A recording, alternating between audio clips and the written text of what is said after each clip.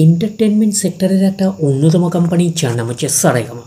সারেগামার হচ্ছে quarter 3 result out হয়ে গেছে। কোয়ার্টার 3 রেজাল্টের পারফরমেন্স কী টাইপের দিয়েছে সারেগামা, সেটাকে নিয়ে আমরা অ্যানালিসিস করব। তার আগে আমরা দেখে নেব যে কোম্পানি ডিভিডেন্ড ডিক্লেয়ার করেছে নাকি, এটাকে আগে আমরা ফার্স্ট দেখে নেব। তো approve and declared and interim dividend 4.5 টাকা করে কিন্তু ইন্ট্রিম ডিভিডেন্ড কিন্তু ডিক্লেয়ার করেছে। তো ইন্ট্রিম ডিভিডেন্ডের ক্ষেত্রে কিন্তু শেয়ার হোল্ডারদের অ্যাপ্রুভালের প্রয়োজন হয় না, এইটুখানি কিন্তু মাথায় রাখবেন। এইবারে আমরা চলে যাব কোম্পানিটার হচ্ছে কোয়ার্টার 3 রেজাল্টে, দেখবো যে কোয়ার্টার 3 রেজাল্টের পারফরমেন্স কী টাইপের দিয়েছে। তো আমরা 5 নম্বর পেজে হচ্ছে কোয়ার্টার 3 রেজাল্টটা আমরা পেয়ে যাচ্ছি। আগে আমরা ফার্স্ট দেখে নেব যে সিকোয়েন্সগুলো ঠিকঠাকভাবে সাজানো রয়েছে নাকি, এটাকে আগে আমরা ফার্স্ট দেখে নেব। এটা হচ্ছে এই কোয়ার্টার, মিস হচ্ছে কোয়ার্টার 3, এটা প্রিভিয়াস কোয়ার্টার, আর এটা হচ্ছে 1 বছর আগে। তাহলে সিকোয়েন্সগুলো ঠিকঠাকভাবে সাজানো রয়েছে, আমরা এইটুকুনি বলতেই পারি। এইবারে আমরা দেখে নেব যে অ্যামাউন্টগুলো কিসে দিয়েছে। অ্যামাউন্টগুলো হচ্ছে ল্যাক্সে দিয়েছে অ্যামাউন্টগুলো।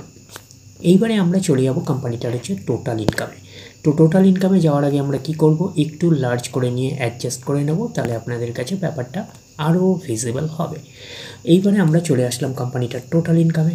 এই কোয়ার্টার মিস হচ্ছে কোয়ার্টার 3-তে 49,914, প্রিভিয়াস কোয়ার্টারে ছিল 25,436, 1 বছর আগে ছিল 21,922। তাহলে 1 বছর আগের 21,922টা এখন কত হয়ে গেছে 49,914। তাহলে আমরা বলবো ইয়ার অন ইয়ার বেসিস কিন্তু ম্যাসিভ জাম্প রয়েছে টোটাল ইনকামে। প্রিভিয়াস কোয়ার্টারে ছিল কত 25,436, সেটা হয়ে গেল এই কোয়ার্টার মিস হচ্ছে কোয়ার্টার 3-তে হয়ে গেল 49,914। তাহলে আমরা বলবো কোয়ার্টার অন কোয়ার্টার বেসিসে কিন্তু ম্যাসিভ জাম্প রয়েছে টোটাল ইনকামে। তো ন্যাচারাল ব্যাপার, আমরা জানি যে ইনকাম করতে গেলে কোম্পানিকে এক্সপেন্সেস করতেই হবে।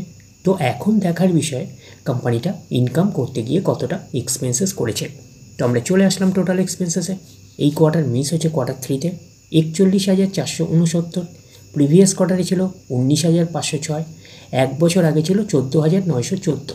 তাহলে 1 বছর আগের 14,914টা এখন কত হয়ে গেছে 41,469। তাহলে আমরা বলবো ইয়ার অন ইয়ার বেসিস কিন্তু জাম্প রয়েছে টোটাল এক্সপেন্সেসে। প্রিভিয়াস কোয়ার্টারে ছিল 19,506, সেটা হয়ে গেল এই কোয়ার্টার মিস হচ্ছে কোয়ার্টার 3-তে হয়ে গেল কত 41,469। তাহলে আমরা বলবো কোয়ার্টার অন কোয়ার্টার বেসিসও কিন্তু জাম্প রয়েছে টোটাল এক্সপেন্সেসে। এইবারে আমরা বের করব কি, এইবারে আমরা বের করব হচ্ছে অপারেটিং প্রফিট। কী করে বের করব, টোটাল ইনকাম থেকে টোটাল এক্সপেন্সেস আমরা বাদ দেবো। বাদ দিলে যেটা পড়ে থাকবে সেটা হচ্ছে অপারেটিং প্রফিট। টোটাল ইনকাম পেয়ে গেছি, টোটাল এক্সপেন্সেস পেয়ে গেছি, টোটাল ইনকাম থেকে টোটাল এক্সপেন্সেস বাদ দিলে পড়ে থাকছে অপারেটিং প্রফিট। অর্থাৎ আপনারা বলতে পারেন profit before exceptional items and tax, এটাকে আমরা অপারেটিং প্রফিট বলতে পারি।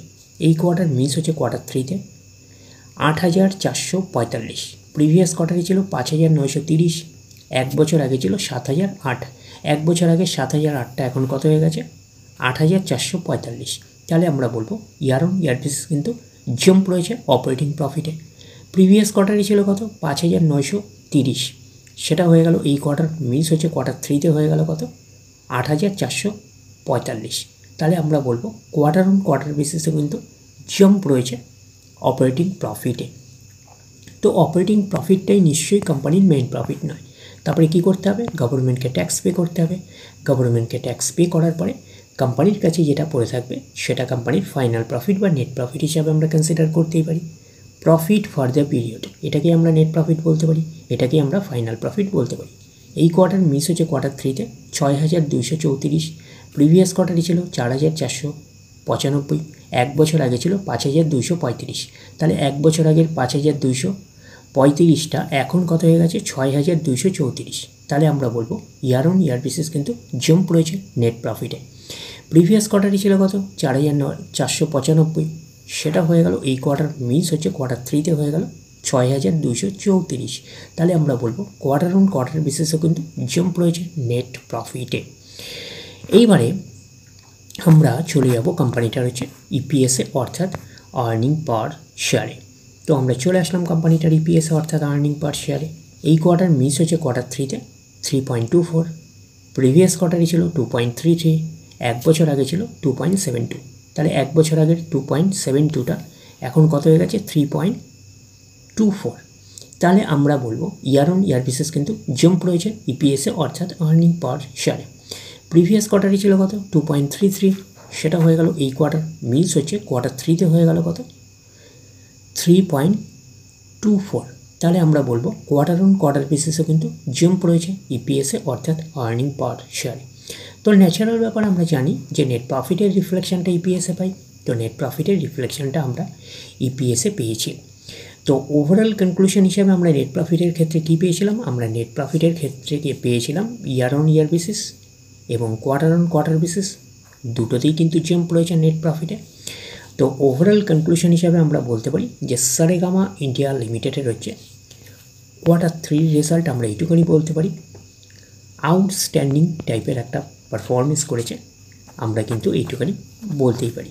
তাহলে ওভারঅল ভিউটা আপনাদের কাছে ক্লিয়ার। তাহলে এই অবধি, নেক্সট ভিডিওতে আবার আপনাদের সাথে আমার দেখা হচ্ছে। ধন্যবাদ।